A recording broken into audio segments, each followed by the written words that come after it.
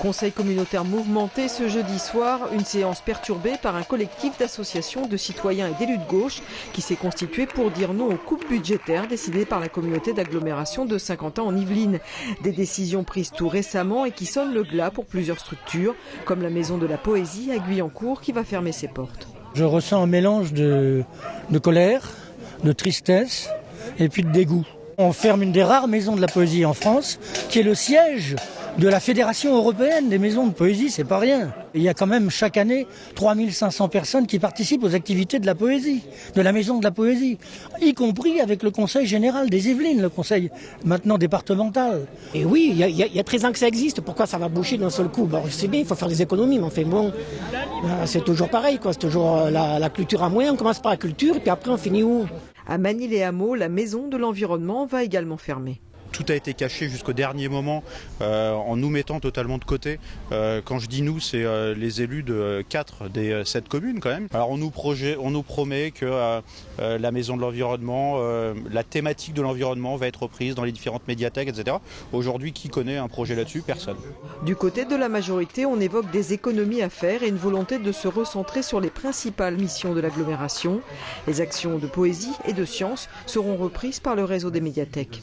Aujourd'hui, l'État se désengage, on doit trouver pour cette année, on a dû trouver 5,4 millions.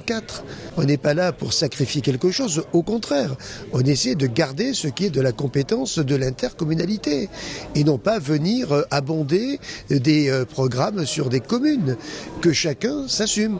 Il y a des équipements qui ont été voulus à un moment donné par les équipes précédentes, mais qui n'ont pas trouvé leur public. Qu'on ne venait pas nous dire que la maison de l'environnement est une réussite en fréquentation.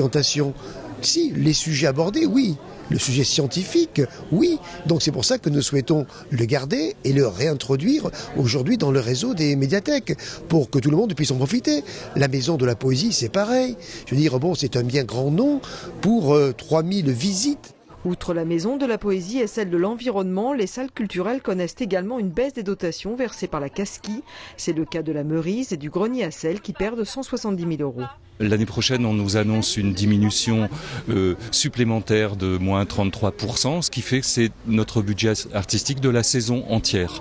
Et donc c'est la fermeture annoncée de la Meurise, du Grenier à Sel. Le collectif d'associations sera reçu dans quelques jours par les élus majoritaires. Une pétition circule. La première pétition qui a circulé, c'est celle sur la Maison de la Poésie, qui a déjà récolté plus de 2500 signatures.